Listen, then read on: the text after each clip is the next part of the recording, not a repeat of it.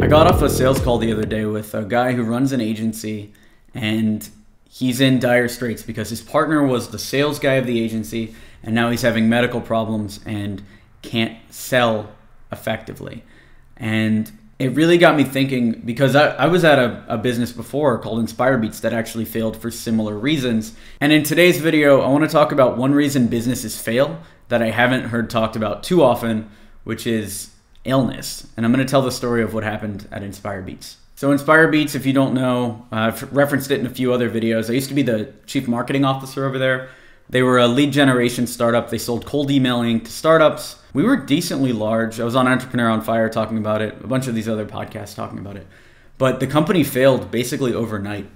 And the reason why that happened is the founder ended up in the hospital for 2 months. And the way that the systems were set up at the business, everything had to go through the founder. So I was here doing marketing, doing some sales for the company, but clients would be mad because production wasn't going. So I'd message the founder, he'd be in the hospital, no message would get passed through.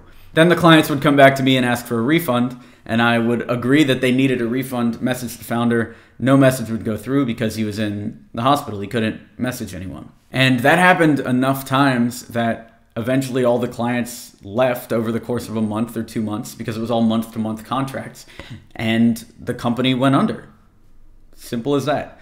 So one thing that I've been trying heavily to implement at Experiment 27 are systems to avoid that kind of thing happening. For instance, one of the big systems is making sure that all of the people on the team know each other and can talk to each other. One of the biggest issues at InspireBeats is we couldn't talk to each other. My main point of contact was the founder. I didn't really talk to the head of production. I didn't really talk to any of the other sales guys. It was just me in my own bubble, and then him in his own bubble, and everybody else just talking through him. So he was that person that everybody had to go through. So when the business lost that one person, the whole thing kind of fell apart. At Experiment 27, we spread that out. I've got myself, I have Robert, who's my co-founder. We both talk to everyone. We both have access to all of the systems.